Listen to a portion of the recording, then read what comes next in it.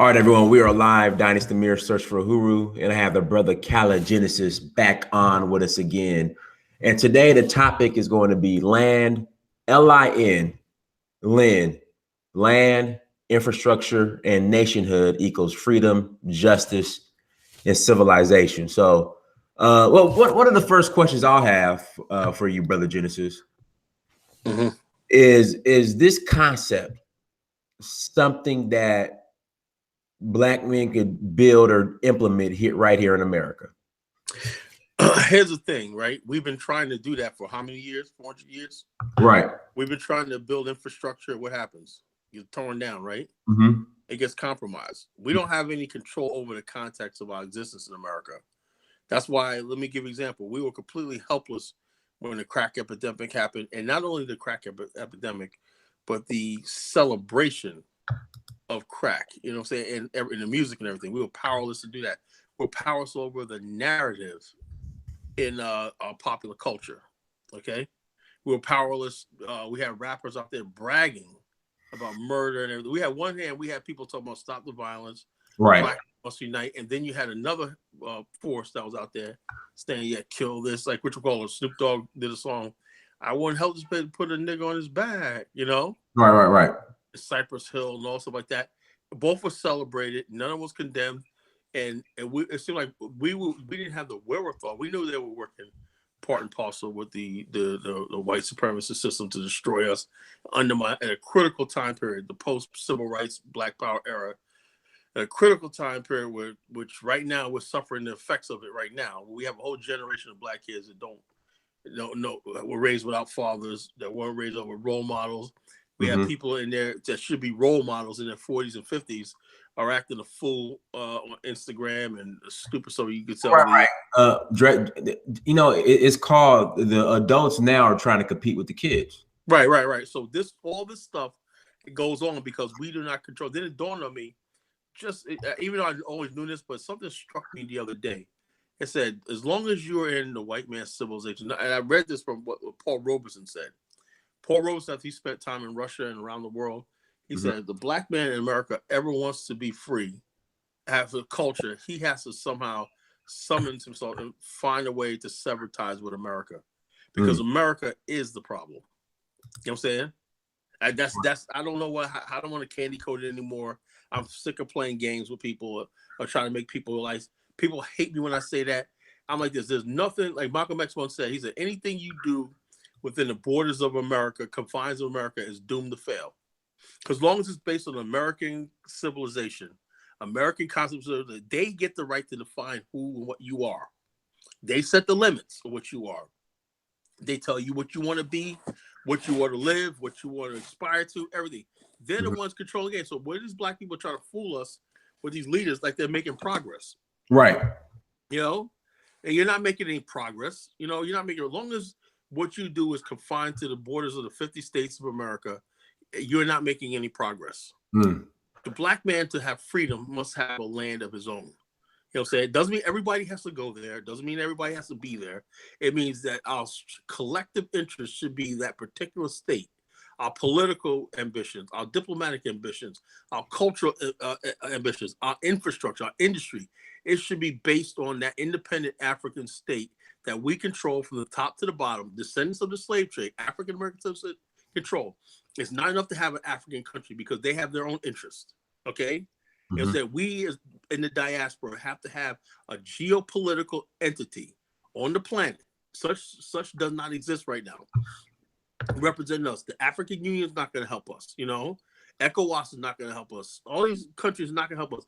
We need an independent geopolitical entity that stands out for as the voice of the Black people who are descendant of the Atlantic slave trade, this tribe of the slave trade. We need a state of our own that governs. We are people. You know what I'm saying? Other people are moving on. You know, with their thing, they'll talk Pan-Africanism to you, but they're moving on. Okay? Right. So we descendants of the transatlantic slave trade have to have a geopolitical interest entity on this planet of our own that represents us.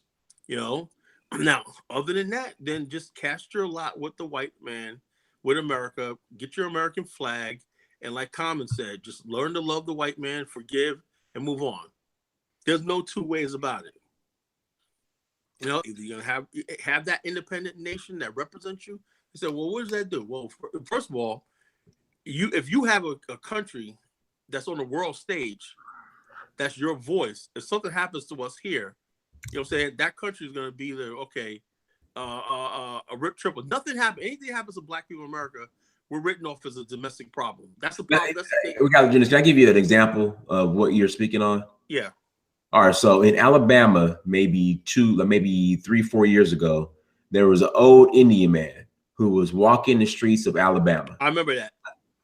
He got his ass beat by a police officer because he was staying with his son, and the neighbor said that they thought he was a black man and he was stealing. Yeah, he was real dark skin. They thought he was right. So the police beat his ass. Don't you know an Indian consulate or somebody from India flew from India that next day to Alabama, met with whomever, and that police officer was fired 2 days later? Yeah. That's what we ought to have, but on a bigger scale. On a bigger scale. See, they don't want to see, the white man doesn't want to deal with us as equals. When we have a government of our own and everything, we could pressure the African Union then. We could pressure other Africa, not just African countries. We could have diplomatic ties with different European and Asian countries. You know what I'm saying? In other words, basically, you mess with us, our country over here is going to make trouble for you overseas. Right now, we're like a battered wife. You know what I'm saying? Right. Everybody that's in the corner, the husband beats her, but she's too scared to leave, you know? And then when you try to get her away, she runs right back to him. You know, and he keeps abusing her. You know, we're like a battered wife. This is taking a black man's manhood away from him. You know what I'm saying? The whole idea of you being able to protect your women and protect yourself through your own borders. That's what people have fought for centuries. But the black man in America is really, we want the white man to feed us, give us jobs, give us justice. We trust them with our women. We trust them with our children. And you see what's going on. He's putting all kinds of filth in our children's heads with the LGBT stuff. They're on a crusade to crush our boys. You know what I'm saying? Any traces of masculinity in our boys, and they're making our women hard and making our women chase little white boys and everything.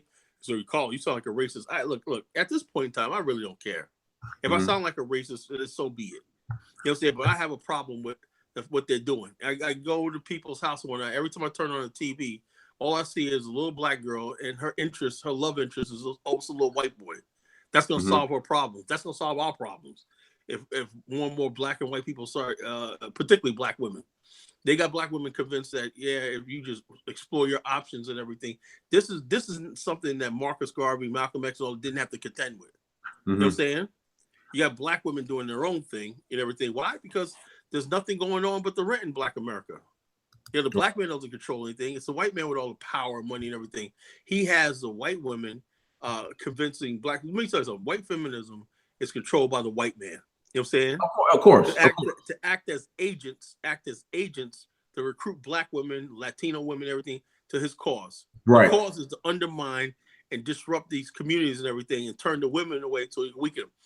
The reason why the Black Power movement, all these movements were so strong, because black women and black men were sort of united. You know what I'm saying? Right. Now, what you see in these rallies, you see mostly black men. You know what I'm saying? Single black men in these movements. You don't see married couples and young couples married and everything like that, or women married and everything, you know, in these movements. You cannot do anything. You can't justify a movement with single mothers and all these other people like this, because the whole thing about any movement that you're going to do is about building a home for the black family. The black family is your legitimacy. You know, the circle of life. You tell me one animal on this earth that does not have a right to reproduce and find a way pasture for his kind. You know what I'm saying? Everything. Lions search for new territory for what? So they could procreate, they could hunt, they could survive. The only thing on this planet that don't seem like they have a right to exist or find a place for himself and reproduce like himself, and unapologetically reproduce for himself, is the black man in America. You know, think about that. You know, every species on this earth is trying to survive. It's uncompromising. You know what I'm saying? They'll go through any lengths to survive, you know, to get free, you know, to build, to create, to procreate, to reproduce. The only creature on this earth that does not have that will and desire to do that is the American Negro. Something created in America, a sick creation of America that has to be destroyed. And how you destroy that is becoming a nationalist. You destroy that by joining the BAIO. You destroy that by contacting the College Genesis and all us nationalists and get together and let's start fighting with each other and let's build something. What about the I'm not, I'm a Hebrew Israelite, I'm a Moor. See, that's another thing. That's another thing. I'm gonna tell you about a little story, right? And I wish we could go longer, you know what I'm saying, because I got a lot to say tonight. Man, I know. I'm gonna try. I try my hardest to stay up. I would try my hardest to stay up. Okay. Right. All right. In the 1800s, right? In the early 1800s, right? There were New York places like New York City, Boston, and parts of Maryland, even along the Mississippi River, right? There were America was beginning to attract people from North Africa, Moorish people, the Hindus, and all these other people. Well, there was some black people who were kind of lighter skinned, but then everybody was color conscious, right? Your color symbolized your individual hue was a survival mechanism in America. That's why skin bleaching is so popular. But a lot of black people found that, well, geez, that guy over there calls himself a Hindu. He has a shop over there in New York City. You know what I'm saying? If I could disguise myself as some of him, I could survive, That's the genesis of the so-called Black Asiatic, the Hebrew Israelite, the Moor. It had nothing to do with any affinity to Africa or anything. It was trying to get away from your identity as a slave descendant in America. So in other words, if you call somebody, and somebody says, "Oh, you're a Negro," no, I'm not a Negro. I'm from such and such. I'm from Pakistan. Because black people in New York City at the time saw black people, some people that looked like they were almost as dark as them. Whether it was Cuban. One guy tried to disguise, I forgot the story, but the guy tried to disguise himself as a Mexican, all to escape the wrath of America being a slave, slave descendant. And that carried on to this day. And that's rooted in the Hebrew Israelites and the Moors. That's rooted in this idea that the biggest thing was black people trying to disguise themselves as Native Americans, right? Because Native Americans were given sort of respect better than Africans were. Because if you go to in America, you would see black people on a plantation, and they would see Native Americans walking down the road, coming from the village to the market. You know what I'm saying? And they would wonder, why are we enslaved and those people aren't? And so the easiest thing to do would be to try to pretend you're one of them. It's a really sad situation. America put it so that the African is the most persecuted. That's why I don't understand how these Africans come over here thinking they're going to fit in. The whole idea of America was but do they think they're going to fit in when they come over here? Because for the most part, they take it as on surface level. If no one's calling them a nigger, right? Because they think we're largely exaggerating when we talk about racism. Right? True. Yeah. So until it actually happens to them, and then when it does happen to them, they'll say, okay, they blame it on the fact that the white person, the poor unfortunate white person, mistook them for an African American. I've heard them say this. Yeah, I was mistaken for an African American, so white man called me a nigger. Wow. You see? Wow. Let me ask you, how do you feel about? Are you familiar with new? I might have asked you this before. Are you familiar with a movement called New Africa? The New Africa movement was started in the 1960s. It's good people and everything like that, but it was based on some ideology that the Black South was the black man's homeland. I don't know how they got that, Right. And I don't know how they think that they're gonna rise up and take over this territory and drive the whites out. How they're gonna do that? The South is part of the 13 original settlements of America, 13 original colonies. That's for almost nearly 400 years of European infrastructure and settlement and everything. They're just gonna up and leave. Right. This is the power. This is where it all started. This is where white supremacy was born, right here on the Atlantic seaboard. Right. So you may have an affection. This is the tragic part is you may have an affection for these territories, these lands, Georgia, and all these places, But the bottom line is this: it's never been your civilization. It's never been our land. You know, Right. there's an old saying called "To the victor belongs the spoil." Well, they stole it. No, they didn't steal it. They conquered it. You know what I'm saying? Do they understand what conquering a land means? Land is paid for in what? In blood. Blood. You know, when you basically conquer, you want land, you want freedom, you have to spill blood. You know, there's no way around it. Every people on this earth that's free has spilled blood. They didn't apologize for it. They didn't compromise. They spilled blood. They saw it was uncompromising. Malcolm X said, revolutionary is uncompromising. When people see freedom and they see a chance to have their own land and build for themselves, they're not, when they get that land, they're not going to share it with your enemies. Right. They're going to try to decimate the enemies so they can build for themselves. Now, there's an old saying, if you can't beat them, join them. Now, those who can, and I think I see a lot of that going on. Yeah, you know, if you can't beat them, join them. You know, we can never join because we can't assimilate into America because of our race. Mm-hmm. The only hope we have in America is that somehow that we could breed ourselves out in a few generations, and that's what that was. And that's another thing. There were people who actually suggested, black people who actually suggested, Frederick Douglass was one of them, that the solution for racism is black people to somehow keep breeding with lighter skinned black people and breeding white people to the black gene is no more. And we can't tell it. Yo, I tell no lies. Frederick Douglass, that was one of the last things he said, because his second wife was white. Right, said, right. The hope of he said Umar Johnson's great so-called. Yeah. I'm not gonna go there. Go ahead. I'm not gonna go there. But anyway, Lincoln told Frederick Douglass, why don't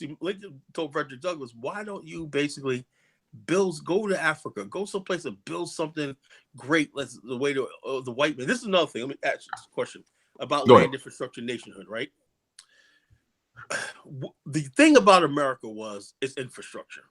Mm-hmm. That's it. America's a beautiful land and everything, but it's not anything but the infrastructure. America had infrastructure. Without infrastructure, people wouldn't come here. You know what I'm saying? Because America is a developed country, people come here. The infrastructure works. We have cities, towns, roadways, all stuff like that. The ease of modern living is there here. That's what people come for. People come for the infrastructure. They don't come for nothing else. During the 1800s, when America built railways, transcontinental railways, even during the Civil War time, you know, there was railways connecting D.C. to Philadelphia, you know. There was ports being built, steamships being built. And Frederick Douglass said something interesting. He said, the reason why we don't want to give up America is because to give up America would be saying that all the science and progress of America belongs to only one race. Now, let me ask you a question. This was a time where no one believed that anyone outside of America could have telegraph cable, transcontinental telegraph cables. We could send wire messages. This is all new. Wire messages from, you know, the things that beat the Morse code and all that stuff like that. Mm-hmm. All the stuff was new, wire technology and everything. This is the modern world being built. So the conventional wisdom was that if you want all this stuff, the modern world, you have to catch a bet with America. Now, at the same time, Japan in the 1870s was importing all this stuff. Now, if Japan had our mentality, they would all got on the boat when they saw all this stuff at the trade fair in Tokyo in 1850s, the steamship train, all this stuff like that. They was trying to show Japan.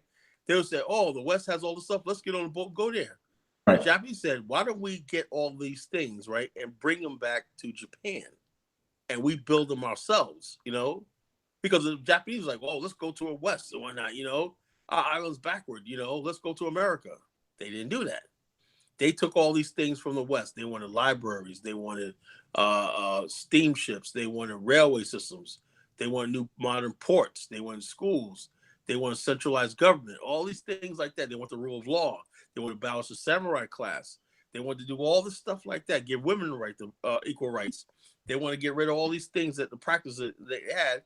They said, now we can go to the West and, you know, and take our bets with them and everything like that, but you're always going to be a foreigner. So why don't we just improve Japan? Has the black man in America, right? Now, and with Liberia, we had a chance, right, to say, okay, why don't we take all these things that, because this was the problem was, even though there was people that were enlightened and said, let's build Liberia, the people who got the most press coverage and the books written about were the people who said the black man could never build anything for himself, in Africa. He has to stay in America and fight for equality in the white man's country. Now, for yourself, brother, if you're living with somebody, right?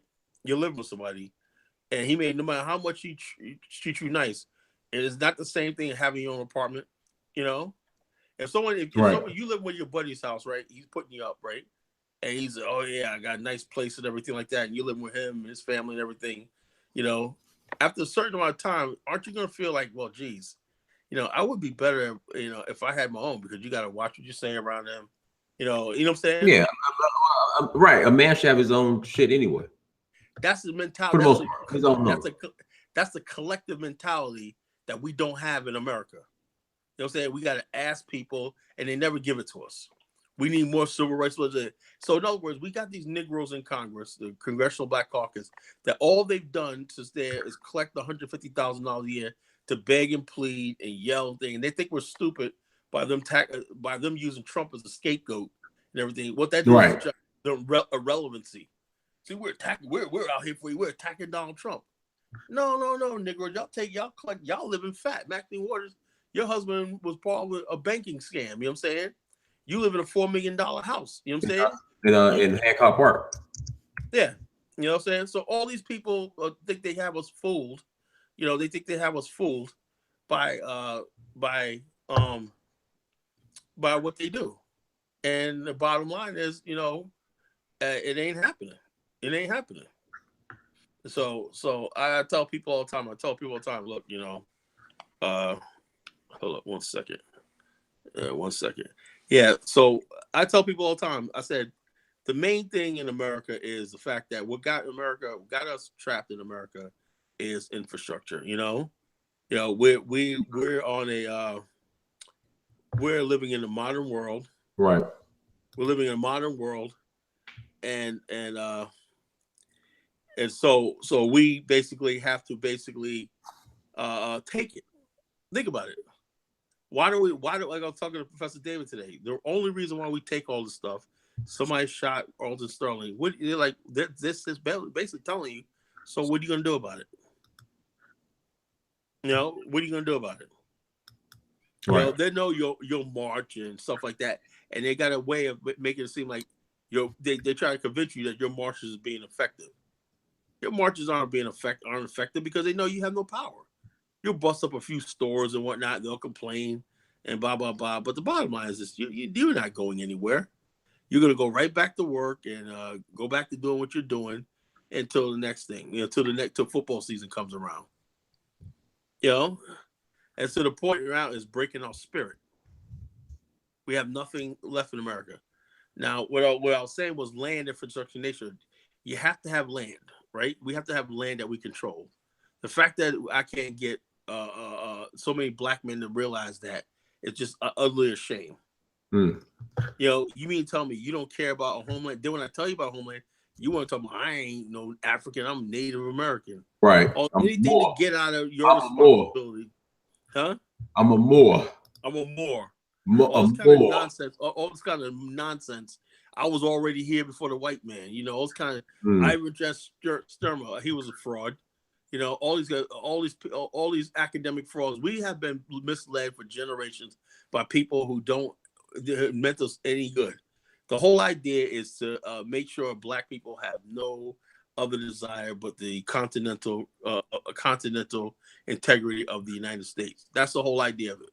That's what it's all there for. All there for is to trick you into believing, trick you black people into believing that their future is some internal battle with the white man for whatever it is they're trying to achieve in America. I have no idea. What is it we're trying to achieve? I have no idea. Say, huh? Oh, go ahead. When you get finished, I got a question for you. Okay, I said, so when you look at Detroit, Detroit, blah, blah, blah, blah, blah. And I'm like, oh, yeah, and so what? It was an auto industry. We helped them out during the First World War, Second World War. We came up there in large numbers. Some of us, a middle class was formed, working class, and we had some good times, but now it's over. Gary, Indiana, blah, blah, blah. We here. Yes. You don't control the geopolitical forces that led to Gary and all these other places shifting their production to Mexico, buying their steel from China. We're living in a global world. You know what I'm saying? The white man is global when he's thinking of his bottom line. You don't want to be global, so you just want to basically sit there and you have no black man has no ability to survive. Okay, if it's dying in America, let's do something else. No, we'll go down with a sinking ship before we ever say, you know something, let's just get off this ship and do something else. You know, go ahead with your question. Yeah. So people want to know, what are the solutions? Like, what's BAIO doing? That's what people. Okay, the BAIO is forming the ideology. That's the hardest part about this is the ideology. We're not asking for any money. We don't take donations. We don't take anything. You know what I'm saying? Because we understand the reason why we do this is because we want people to listen to what we have to say. Not disparaging anybody else who do that and everything. That's fine. But we basically have an independent network site. We do radio shows. We do all kinds of stuff. The idea and the work these brothers in the BA put in, as far as like the knowledge center, the wealth of information that you get when you listen to our radio shows and read our blogs and stuff like that is insurmountable. There's no other group that can match the BAIO right now as far as like vitality. You know, people come in there, it's like, well, we're all different types of brothers. We got Christians, we got atheists, we got Muslims, we got all these other people, everything like that. We don't judge people and everything like that. We got engineers in our group. We got doctors. We have scientists. We have just everyday working class people. You know what I'm saying? And we all get together. We all come to one single conclusion. We need a land of our own. That's the starting point. There's no compromise on that.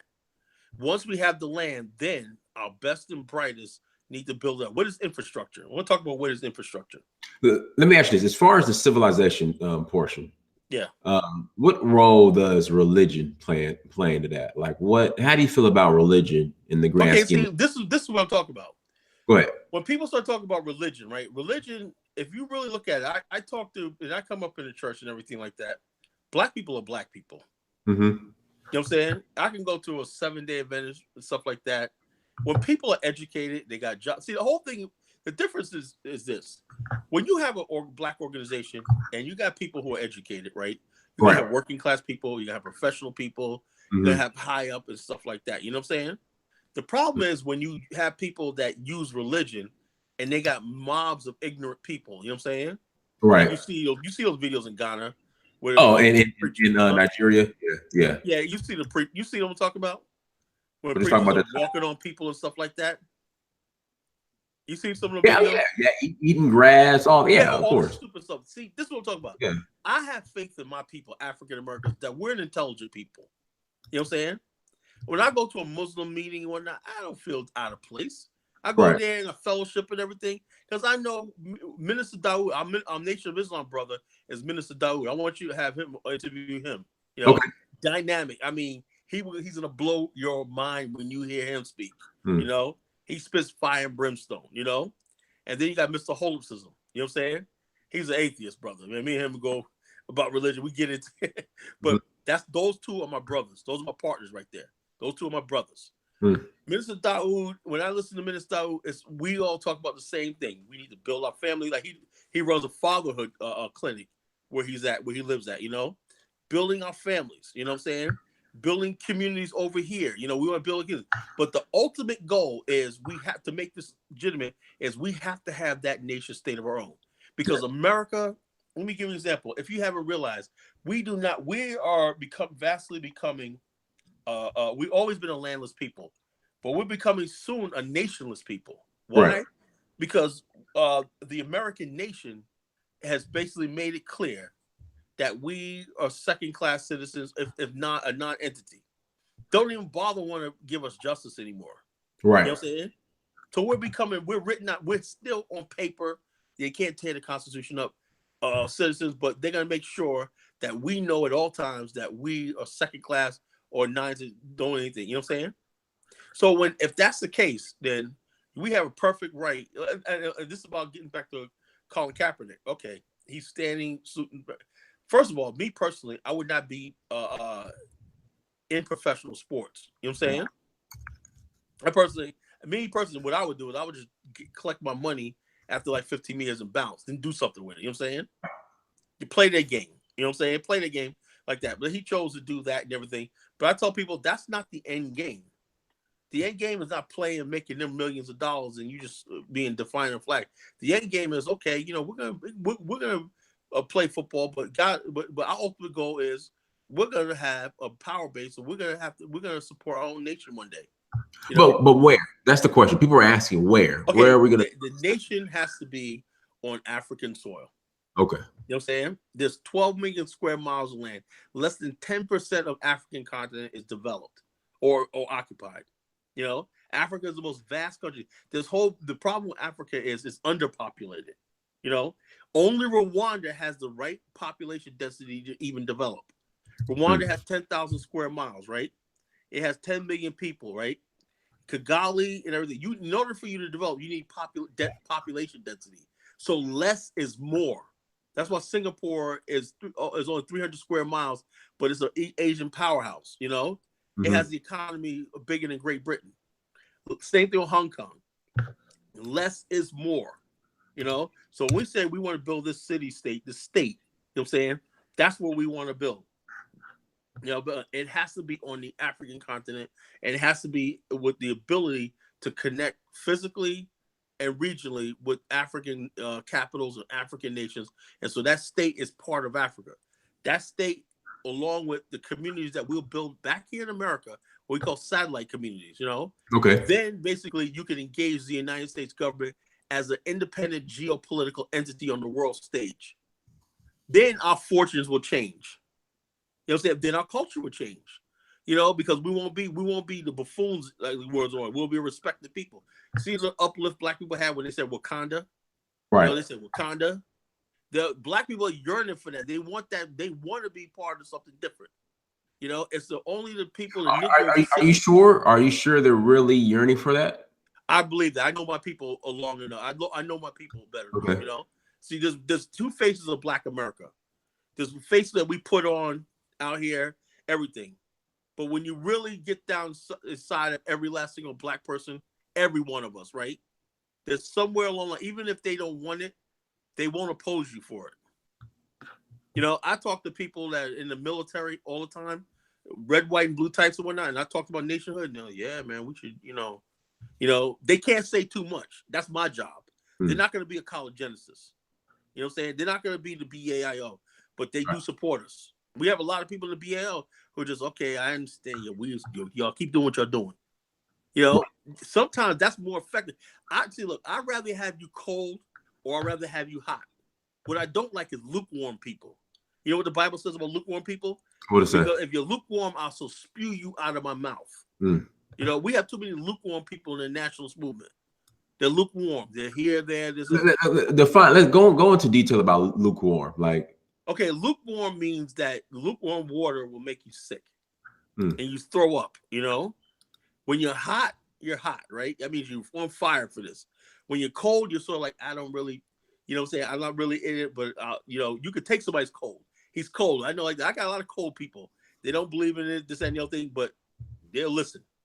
But the lukewarm people are the ones that basically hang around you and they basically still talk about, oh, yeah, well, Americans ain't African. You know, I'm a black nationalist, but African Americans ain't African. Right. You know what I'm saying? That's lukewarm. You know what I'm saying? That's lukewarm. And so, like I said, when you get back to religion, most black churches believe in, okay, we're Africans. Like I was at my aunt's funeral this weekend, right? And it was funny because my aunt was a member of the Black Panther Party and said in obituary she was a member of the Black Panther Party in Queens. She knew Asada Shakur, you know, in Queens back in the early 70s. Right. Anyway, the pastor, when they read that, right, the one brother read that and he's like, yeah, you know, we need a Black Panther Party day. And the pastor got up and he said, look, I'm actually shocked. I just found out something today. And then he said, he goes, oh, not that Sister Shirley was a member of the Black Panther Party. That's no problem. Everybody, the whole church is busted out laughing, right? He goes, oh, I'm with that, you know? And he goes, but I didn't know. He talked about my aunt Barbara. He goes, her real name is Clara, right? He goes, I did not know after all these years your name was Clara. And everybody just fell out laughing. He goes, your name was Clara. He goes, I didn't know that to this day.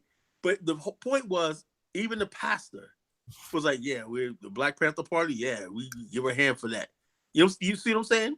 Now, he's a respectable member of the clergy and everything like that. See, black people, people hard on our people. Our black people aren't fools. I got faith in Black America. You know what I'm saying? Mm-hmm. That when this happens and everything like that. I think in order for us to move forward, I'm trying to think of the correct way to say this. There needs to be some type of purge. There's too much clowning going on. Too much. That's why when you hello, you there? Yeah, go ahead. Okay. That's why when we do the BAL, we have a purge. Right. We have coons that try to join everything. They're done. They stay away from me. I don't really have that problem because the people know to stay away from me. They listen to my shows over the years. They know who I am. I don't have any problem with these freaking fools. You know what I'm saying? Because they know what I'm about. They know who I am and everything like that. We have the problem is when you're out there and we're out there trying to track everybody. When we say land infrastructure nation, now this may not be good for you, my brother, because you got a bigger audience and everything like that. You're broad. Some people just want to connect with Africa on a spiritual level, something like that. But we are basically nationalists. You know what I'm saying? We are real nationalists who want a real republic, a nation state form. You know what I'm saying? And the bottom line is this. When we have that control over that land, we control the context of that land from the top to the bottom. The culture will produce a new civilization. So how would that be? The land produces the culture. You cannot produce culture without land. Correct. So therefore, I say, look, the bottom line is this. How you produce culture? You can produce culture by building and doing. Building, creating, maintaining, fellowshipping, togetherness. All those things will cultivate people into a new people. You know what I'm saying? So this idea that you think, oh, Negro's going to be Negro. No, it don't work like that. I studied the history of Liberia to get a thing. How were they able to transform some of the people who were basically backward and stupid? Simple. When you got over to Liberia, people transform. Men transform. You were once a buffoon or a slave, and next thing you know, within like 5 years, you transform to a landowner and a prominent member of Liberian society. You know what I'm saying? All that stuff that you knew in America was cast away, and you are now part of a new civilization. You see how? What about those that think jobs are more important than land? Like, we don't want land, we just want jobs. So how do you feel about that? Well, it's like this. First of all, you have to have. What I mean, those that don't understand, like with land, you build infrastructure, which create jobs. I mean, you have a lot of people because they're not educated. Because we, unfortunately, we have a system that people aren't educated. They don't understand land is the basis of wealth. Right. With land, without land, you can't build a factory. You can't build anything. You can't build a sewer system. You can't build piping system. You can't build water system. You can't build electrical grids. You have to have land that you control, right? You decide where the factories are, where the ports are, all the stuff like that, where the trucking goes and all stuff like that, the loading docks, everything. All these things, the activity and the productive capacity of the land, right? The consumption that's on the land, the supermarkets, the clothing centers, the textile mills, all the productivity is what creates wealth and jobs. Right. You know what I'm saying? And then you have tariffs on imported goods to protect local industries if you have them. Right. So all the stuff like that I've been studying for 20-something years is very well thought out and well researched. You know, and I have every confidence that when we do get this territory, I know it's going to be a success. You know, and then not only that, not just success. What part of building nation? Nation building thing is success and failure. You got to take both. Right. You got to go through trials and tribulation. That's what builds people. You know, when you fail, you get back up. You know, trials and tribulation, and then when you get that one, when you start succeeding and things are going well, the happiness and joy knowing that you're free. You're finally free. You know what I'm saying? You're finally free to define who you are and who we are as a people. You could tell the world this is what we are. You know, let me give you an example. Go ahead. There was a lady, I forgot her name. I think her name was Ricks. I'm not sure, you know. And She was from Virginia. I think I told the story in the last show. And she basically was born a slave, you know, and she was a seamstress. And do you know anything about quilt making? Quilt making? I'm not how to make one, but I have an idea. Like I've seen Or it done. did you have aunts in your family that made quilts? My grandmother, yes. My grandmother was a quilt maker too. She would take our old clothes, and next thing you know, that was my old shirt. It's on a quilt. You know what I'm saying? Quilt making is an African American tradition. That's what we came out of slavery. It was an African American tradition, right? Well, this one lady, she was a Liberian. She immigrated to Liberia. I forgot her name, and she presented a quilt to the Queen of England at the World's Fair, right?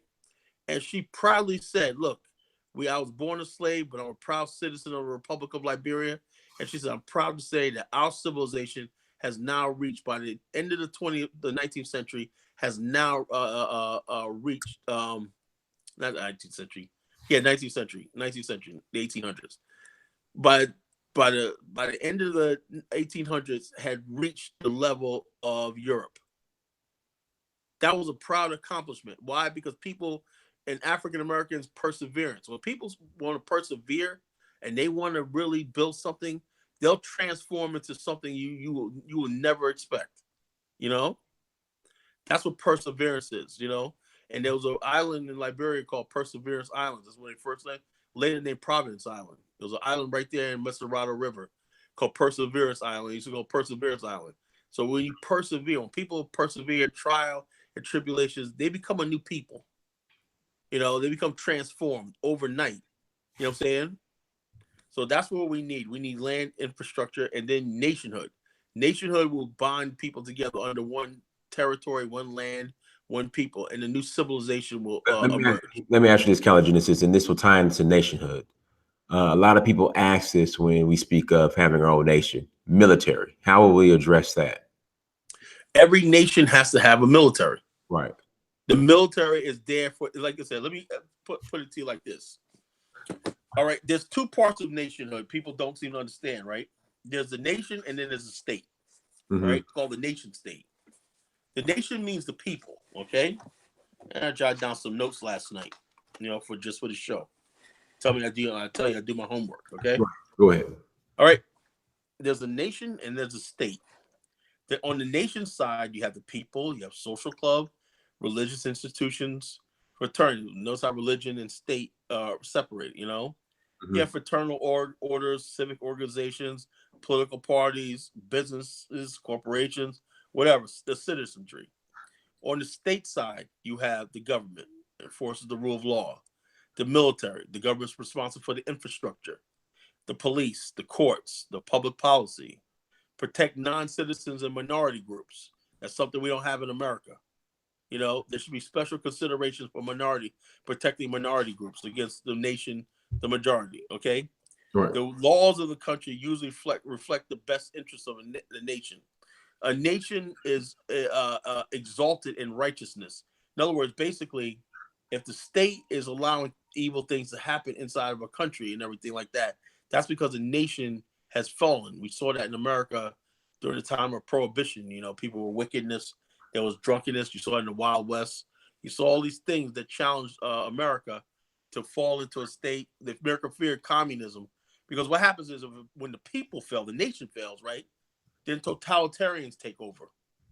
So as long as the people are strong with their social institutions and everything like that, the religious institutions and everything like that, they can compel the state, you know what I'm saying, to have laws that protect them, their best interests. That should be the state's job to begin with. But the bottom line is, you ever see that movie Higher Learning? Of course. Remember the part where he says, if there's no sense of having these rights if people don't exercise them. Remember that? Right. Remember that part?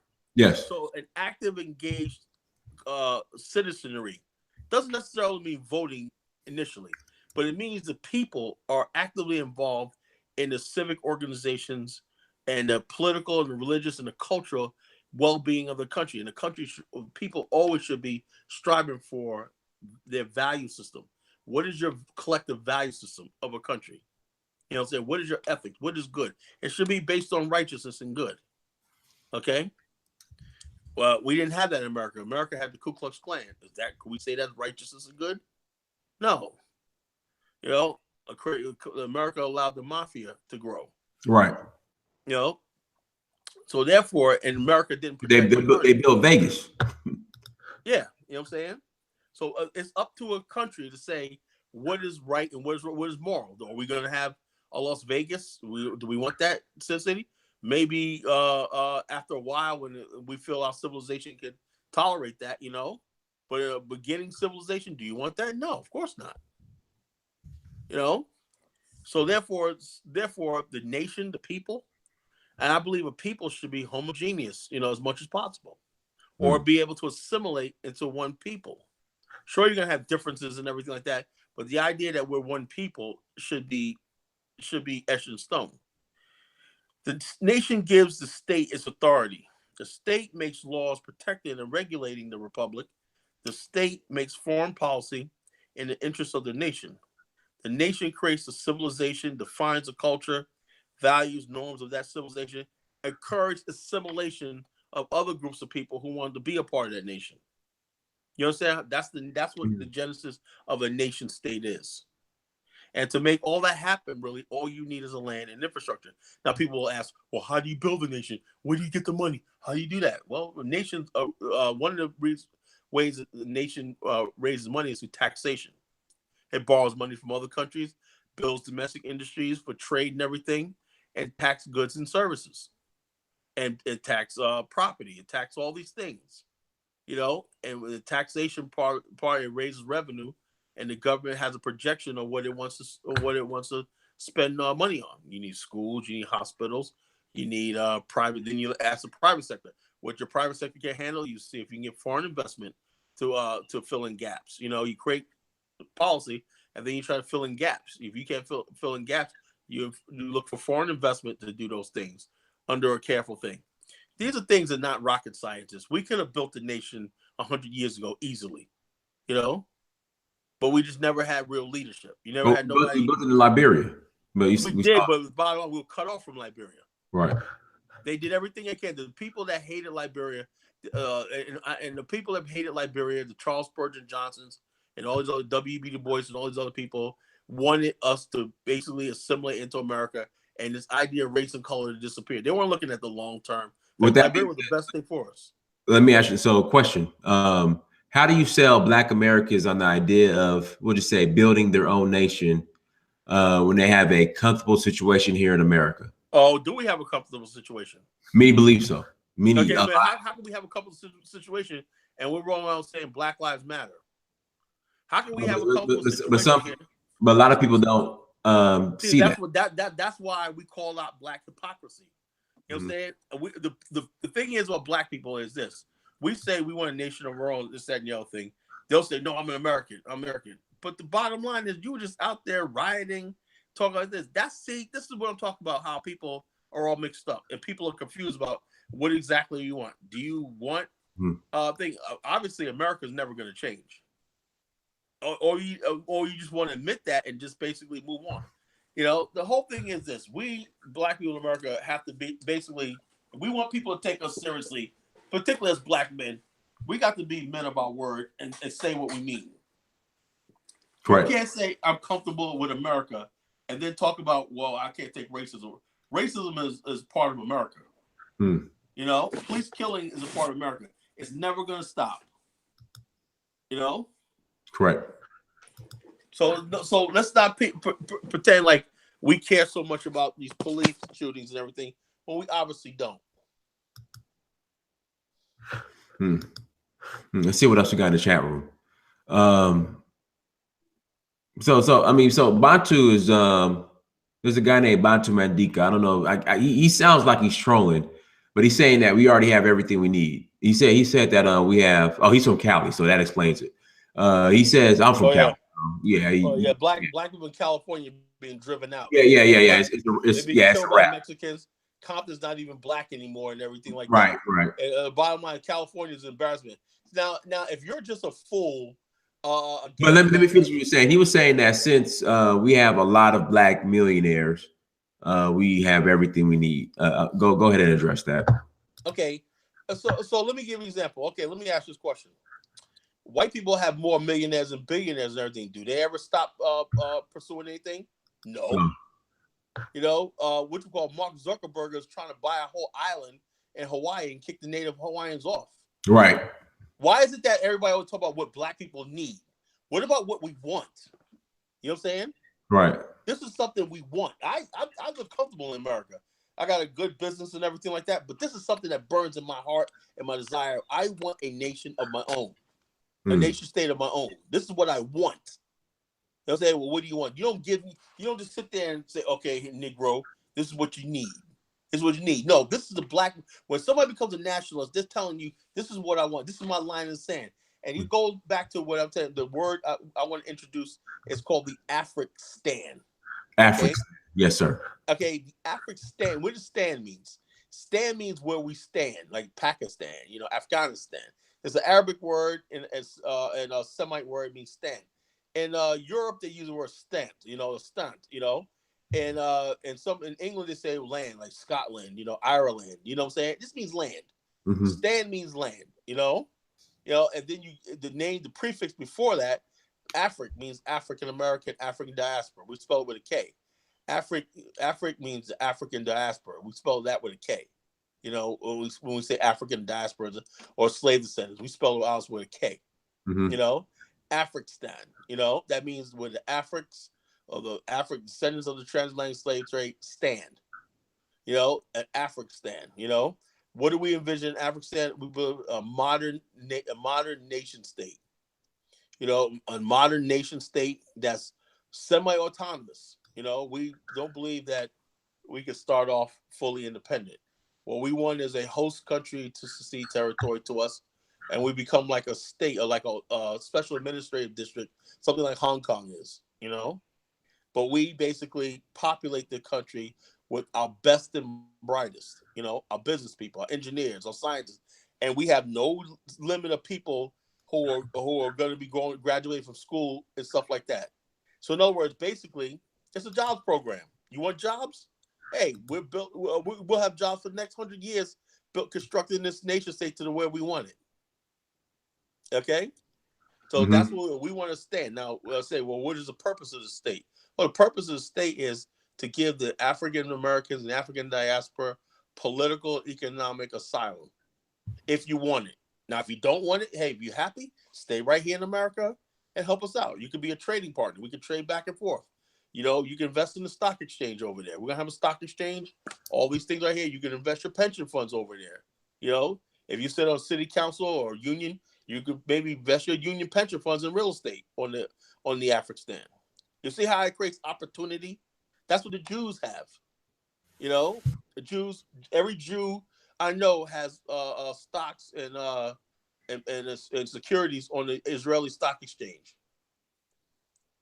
But the bottom line, Black America, if we just basically invested like 3% of what we take in a year, that would into our stock exchange, that would be like almost like $10 billion a year easily. Right. We have the money, we have everything. We're just not organized. You see what I'm saying? Having a nation state in a focal point, which everybody's connected to with their laptop and everything like that, you can see where you might need. Say, well, geez, I'm a doctor, I'm an engineer, I'm a scientist. I think I work on that project over here. I could convince some of my people in my medical field to go over there and set up this right here, set up this right here. Everyone will have a chance to contribute. That contributing to that nation state will create a new paradigm. Instead of us fighting each other at concerts and everything, people will be coming together, building together. You'll meet new friends and new opportunity, and it will become a people. You know what I'm saying? You'll see people just like you, with your background and everything, coming over to this new state as professionals, as laborers, as everything to build a new civilization. All right. And so then the next question is, and I know, speaking of Professor Davis, I think he's more along this line. For the most part, a lot of us identify as Americans. So how do you? Well, it's like this. Let me give you an example. Let me go ahead. This. Go ahead. Okay. Let's. What if I said I identify as an American?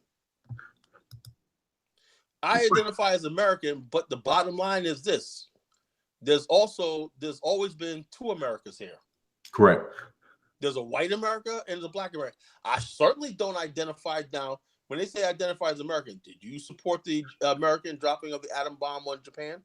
Of course not. You know, did we support the idea of sending troops to Vietnam and all this kind of stuff? No. Do we support the sanctions level on Zimbabwe? No.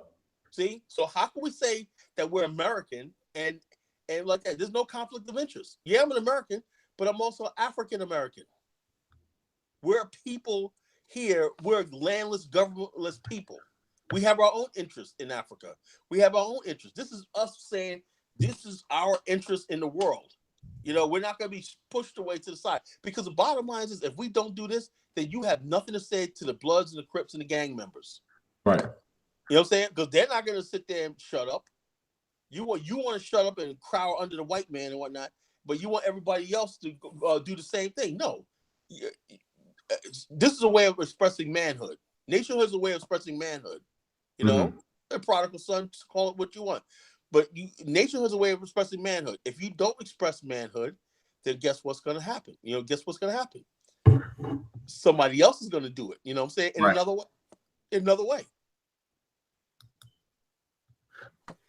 And that's why people join gangs and Bloods and Crips, because you haven't given them no opportunity to express legitimate manhood, which was what Marcus Garvey and all the other people wanted, a nation of our own. That's manhood. Don't apologize for it. We want a land of our own. We want in Afghanistan, a land of our own.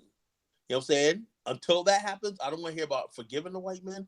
I don't want to hear about nothing else. Once we have that land, I consider, okay, let's talk about forgiving white people and let's see what we can do to shake it. Until we have that, I don't want to hear anything. You know what I'm saying? Because justice hasn't been done.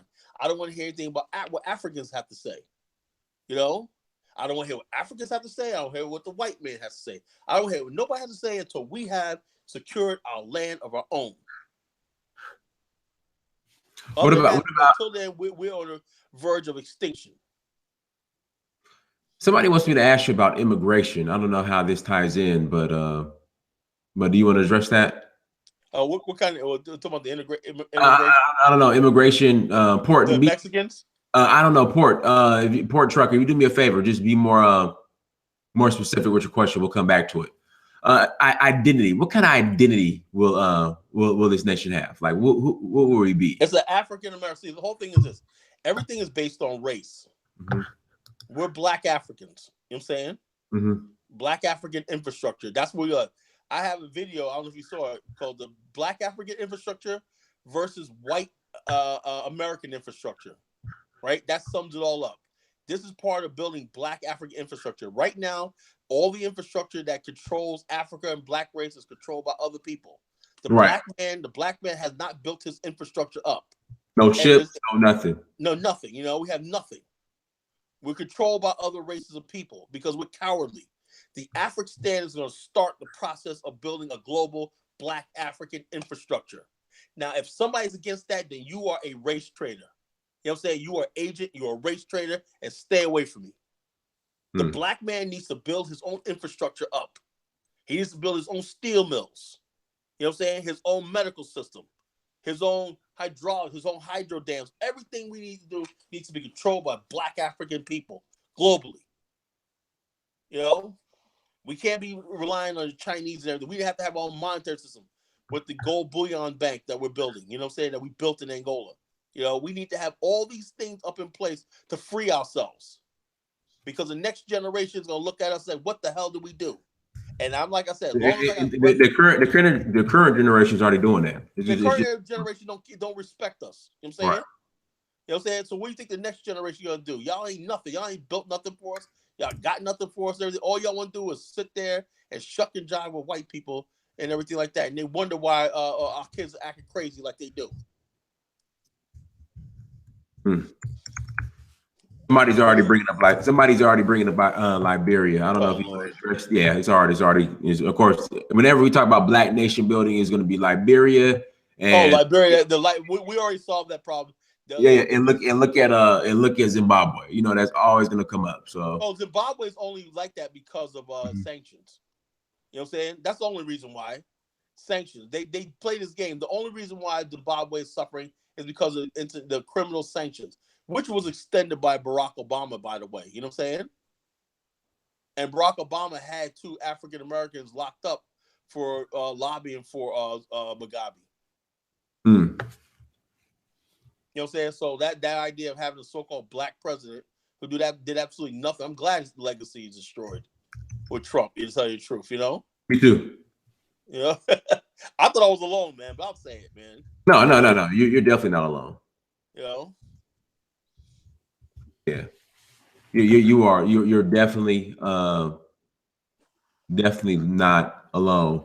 So I mean, what's the time? I mean, what's the time, or itinerary of the time as far as when do you plan on? I'm sorry, not you. When do we plan on having this? I guess broken ground and.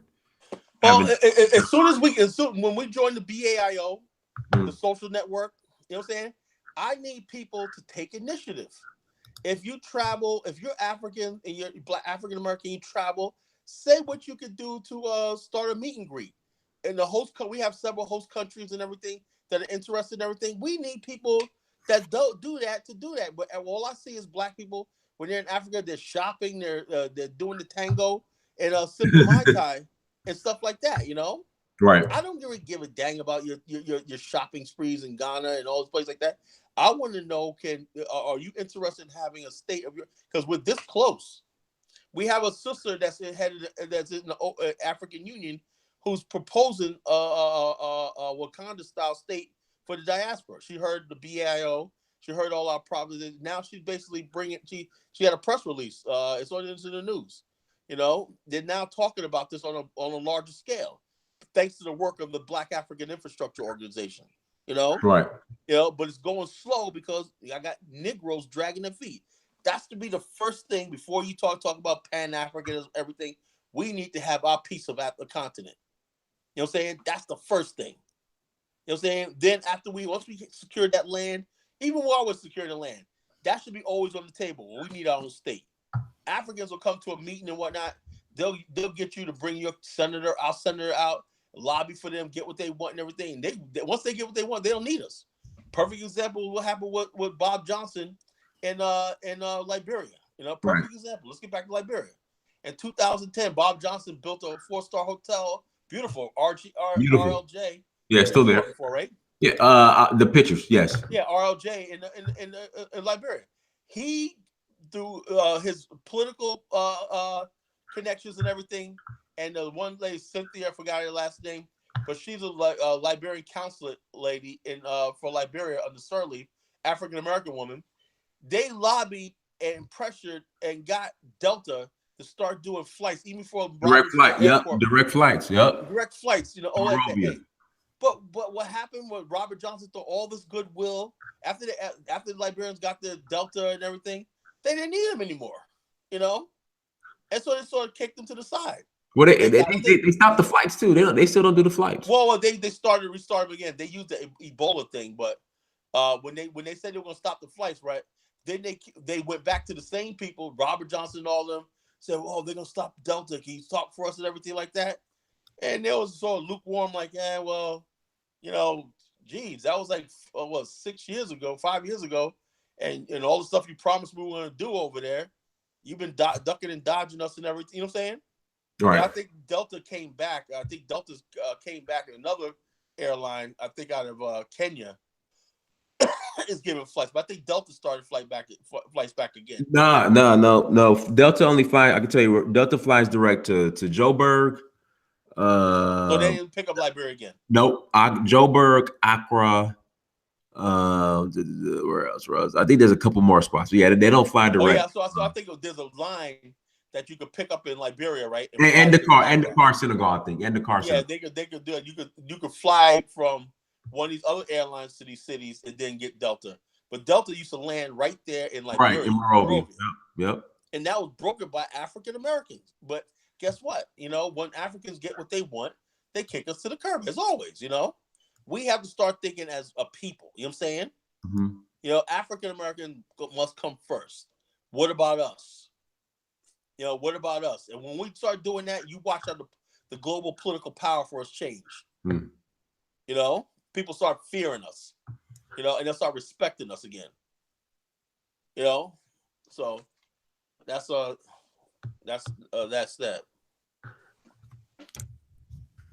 We got a couple more questions in the chat. Bring them on. Bring them on. Bring them on.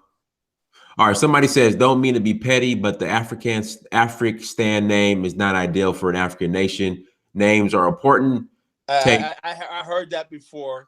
I heard that before, but come on, bro. Let me give you an example. Somebody else was saying that Stan is land in Persian or something, or he was. But go ahead and respond to it. Well, it's like this. Let me say like this. They call the Bantu stands in South Africa. KwaZulu is called a Bantu stand. You know. So I'm like this. I took it from the Bantu stands. You know, I didn't do it from the Persian. I looked at the Bantu stand. They call in Southern Africa where Bantus live, they call them Bantu stands. You know, stand just means in English. Now that means where you live. You know, where those people live. Right. You know, so why is it that it's like just like Liberia, they're gonna be like trying to pick apart the African stand. Once we have that actual land and territory and everything, it's a done deal and everything. They're just gonna have to enforce it. I say like this. That's just a placeholder. You know, right. The name could be something else. It's a descriptive term, actually. You know what I'm saying? You know, African just means an African American homeland, whatever. You know, the actual nation could be whatever, Emoja land. You know, who knows? Okay. African just means just a descriptive term. When you say we want an African, you know exactly what we're talking about. I tried to get this in the Wikipedia, whatnot. I can't either. They keep kicking it back out, whatnot. You know what I'm saying? Maybe you could try. Maybe they just don't like me or whatever like that. And I put it up there. African means African American, African diaspora homeland in Africa. African homeland in Africa. That's all. You know, it could be several of them. You know, it could be several of them. You know, it could be this one's name such and such, such and such. This one's name such and such, such. But the definition of these territories is in African. It should be known by the African Union, the AU, or the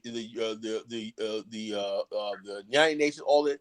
Global term, just like they created a global term for African diaspora, which didn't mean the African diaspora in international terms does not mean African American. It just means people who are refugees. You know, people don't know that. When they say the African diaspora, they're talking about just the people Africans who moved off the continent recently.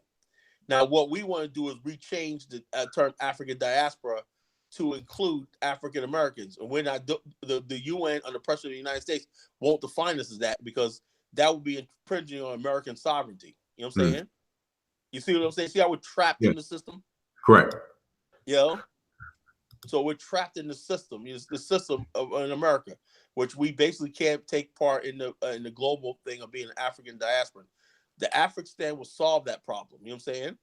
It will offer dual citizenship and residency to African Americans who feel like they're being persecuted, or they just want to expand in America. Some people, you don't have to be anti-American. You can basically say, look, I think this is a good idea. Look how many Jews, like Rahm Emanuel, was part of the Israeli Defense Force. You know, he was Obama's chief of staff. He's the mayor of Chicago. You know, why is it that we have to say? So in other words, basically, it's this: we're not trying to be hostile to the United States, but if they want to be hostile to us, hey, so be it. You know what I'm saying? We're saying that we want a state of our own, African state. This is 400 years in the making. This is the oldest ideology. The idea that we should have a nation of our own, a homeland, is the oldest ideology in Black America. There's no other ideology older. The idea of Liberia was 200 years in the making before it was even started. You know, the idea among Africans that we should just build settlements of the Black people in the West, you know, because the Black people in the West are really the only ones capable of building a nation of their own. We're the only ones, really. You know, every other African country was built by Europeans. You know, so we're the only ones really capable of doing this. You know, so like I said, that's what I believe in as far as an African state. Somebody else is saying, well, look at all these African nations that have failed. What makes I'm glad that I already know these questions are going to come. I'm already ready. I'm already ready for them. So I hope the person still listens to this. So listen to this very, very careful, right? If you listen to my one show where I said Black African infrastructure versus white African infrastructure, there is no Black African infrastructure in Africa. That's why they're failing. You know, you understand that? Right. You can have land, right? But you don't have infrastructure, right? That'll fail, even if you have a nation.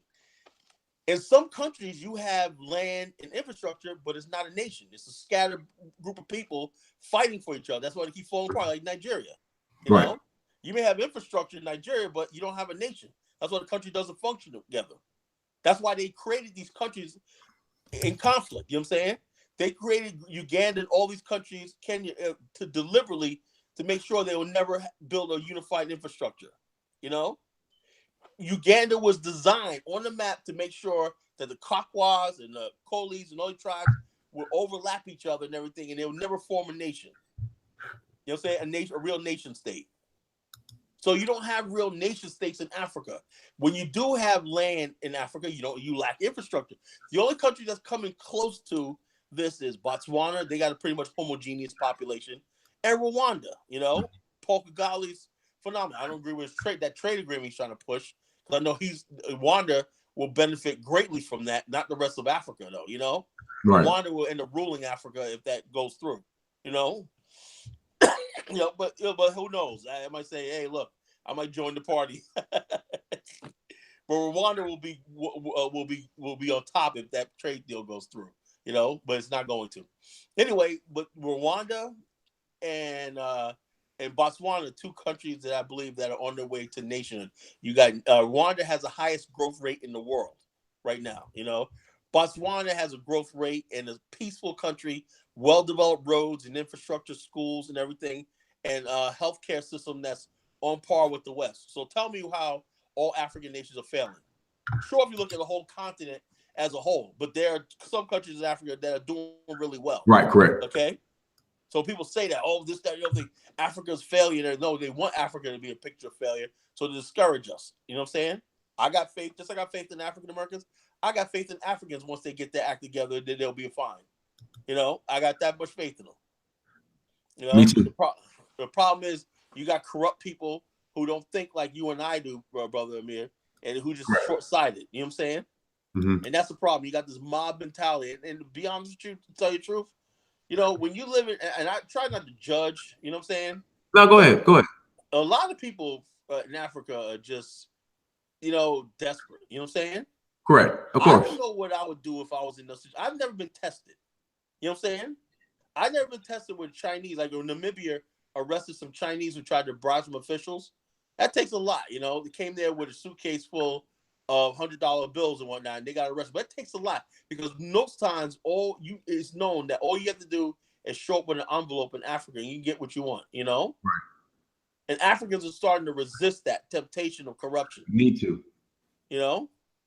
So we can't put ourselves in those situations where people are so desperately poor.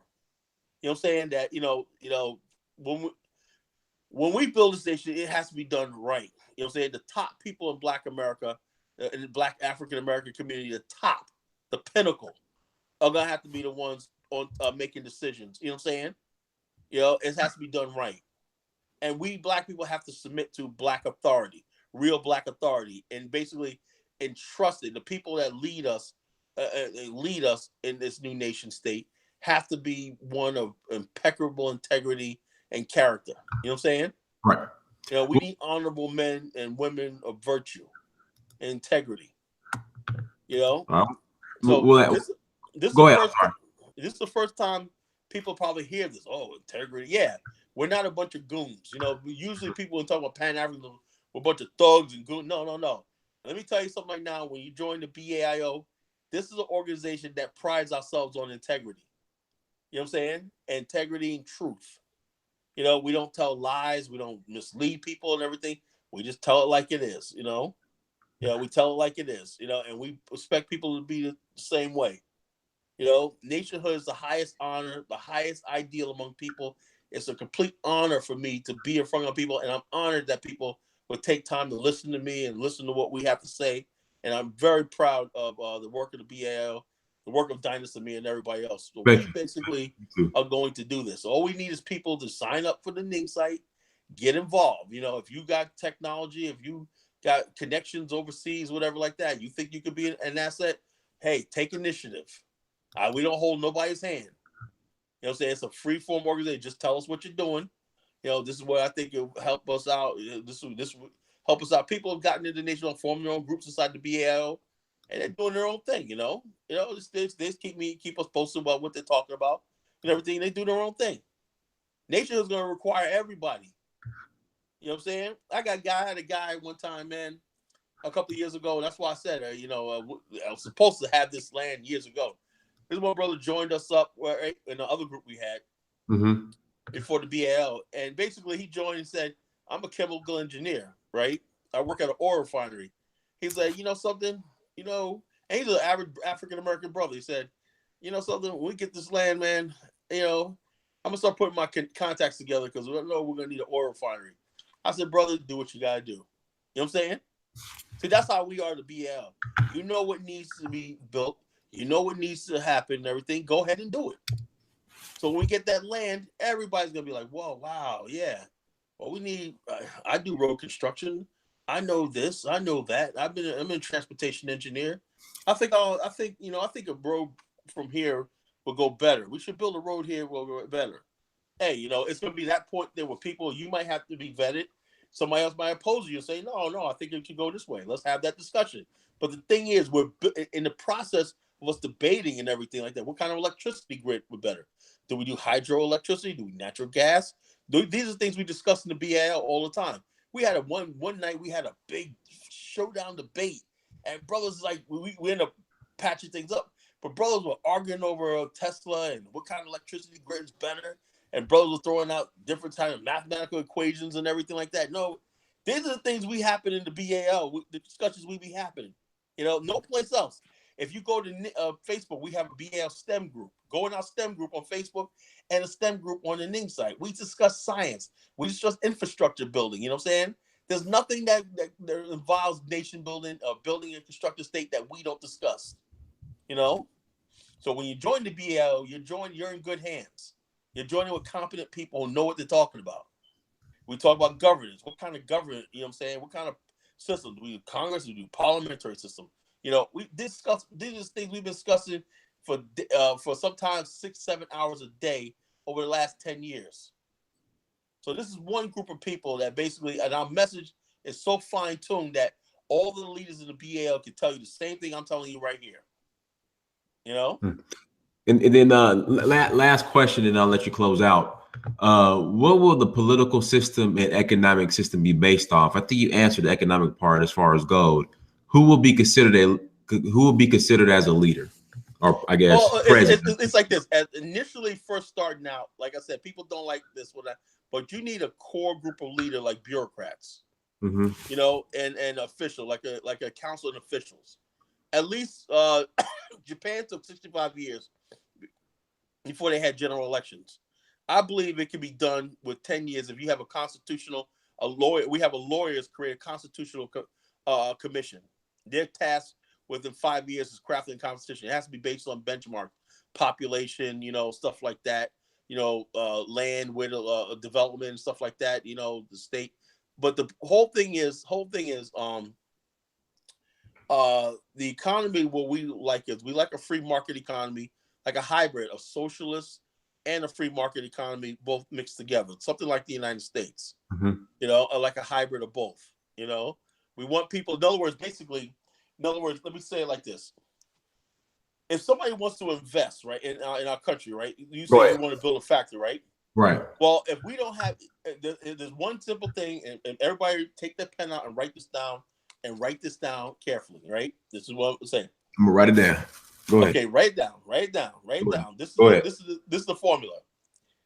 Consume what you produce what you consume. In other words, you don't create a factory to make money and sell and get paper money to the United States. No, you create a factory. If you create a factory or you import something, it's because you have domestic use for it, right? as your population grows, right? Because when you do that, right, that limits the amount of foreign exchange that you have to do. Every time you have to import something, you lose foreign exchange. So if you have a factory that produces those things locally, like Liberia, you look at that wealth of Liberia thing. Liberia was on its way to doing that. Not only was making paint, but it started making the cans that the paint went in that saved on foreign exchange. So each time that you create an industry, right, you create multiply effect. You create things to enhance it. So anything you're importing, you want to eventually start manufacturing. You know, and therefore, your currency stays solvent. Okay, produce what you consume what you produce. If you're not having any consumption for what you're producing, then don't produce it. You know what I'm saying? Now, the excess of what you produce, right, after you consume, right? Let's say you're consuming stuff like that, but you still got a surplus, that you export. You know what I'm saying? You find a buyer.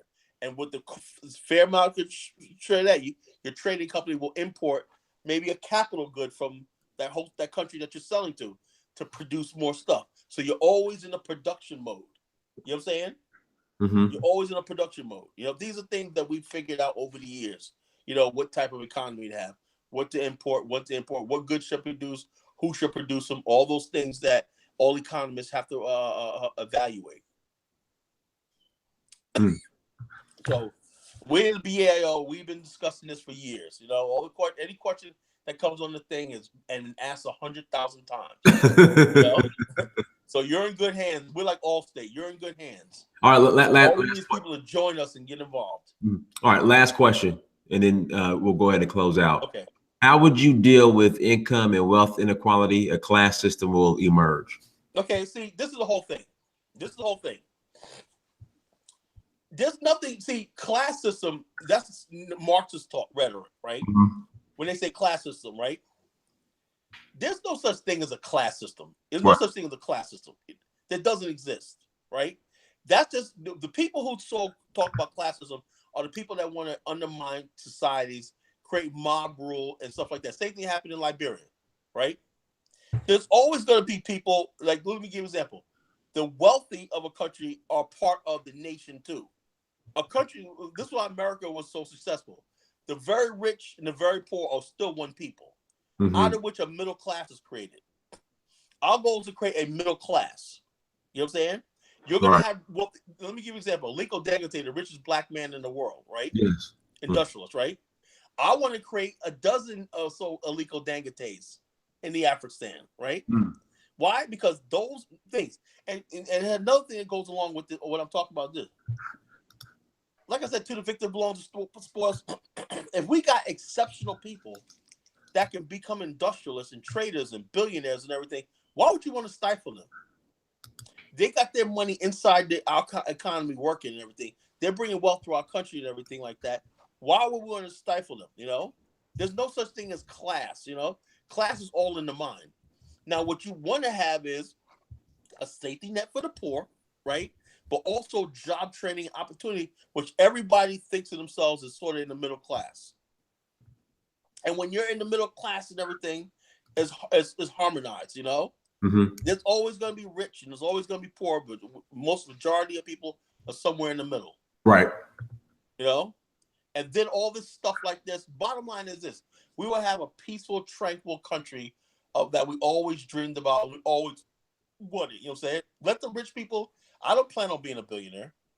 Let the billionaires make their billions. You know, that's, to me, that's a bigger headache. You know, I just want a little bit of wealth for myself. You know, to tell you the truth. You know, you know, I'm diehard middle class my whole life. And I'll always be middle class. You know, that's all I ever want to be. You know. Then you got the poor. You know what I'm saying? There's a difference between being poor and living in poverty.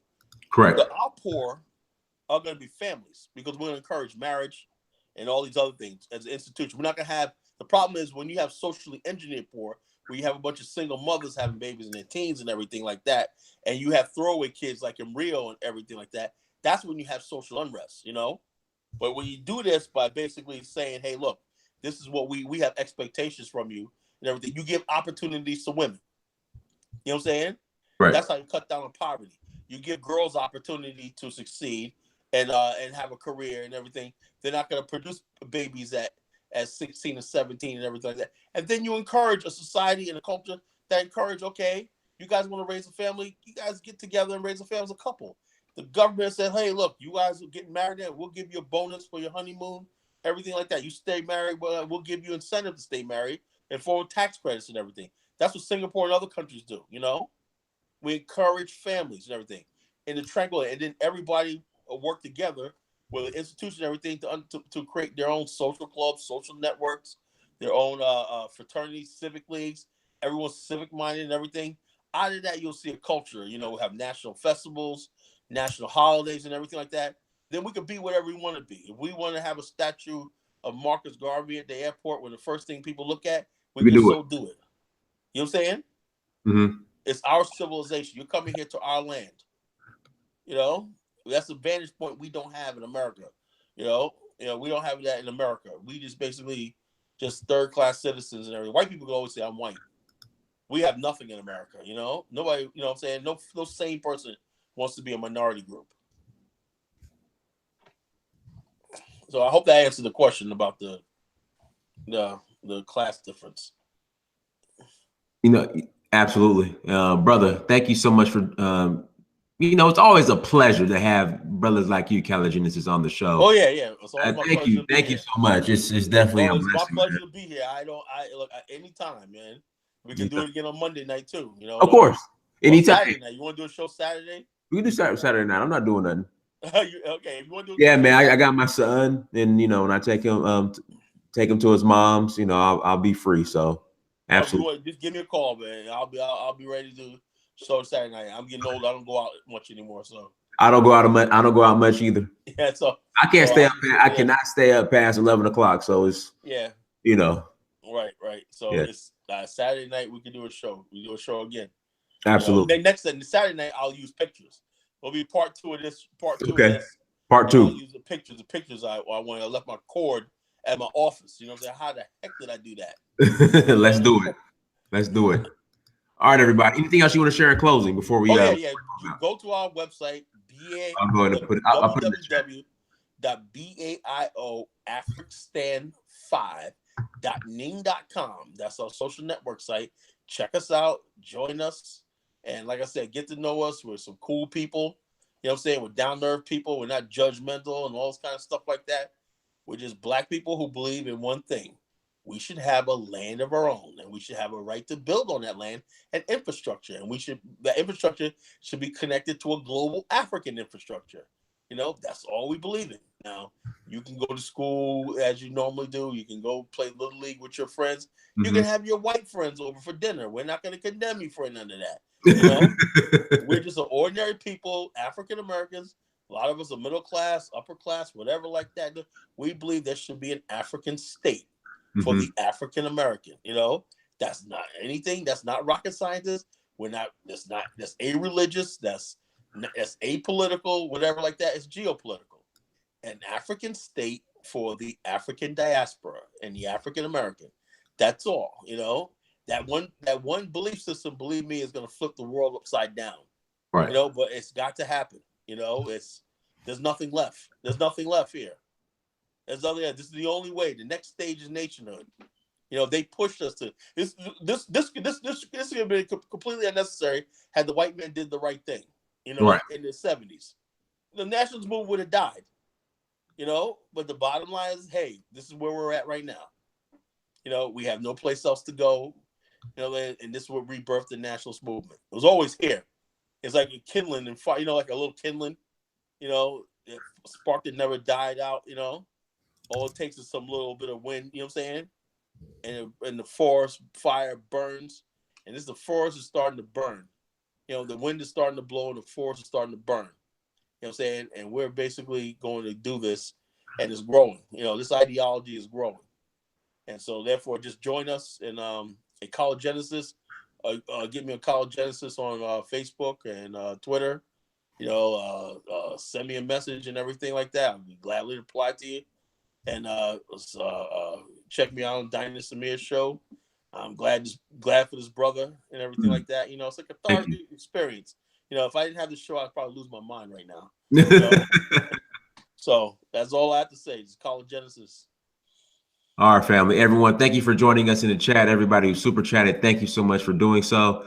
Make sure you go to Search for Uhuru on Instagram, Snapchat, Twitter, and Facebook. Also go to africapersonified.africa. Go to dynasamir.com, search for Uhuru.com. Go to amazon.com, search your name, Dynasamir. Please buy a book. All right, people, I will be back on tomorrow with Professor Davis. We're going to have a heater. I know you'll love the show tomorrow, Callan. Oh, yeah. I'll be there. Professor Davis. I'll talk to him for 2 hours today. We talked for 2 hours today. Absolutely. All right, brother. I appreciate it, man. All right, brother. Peace. All right, everybody. Peace.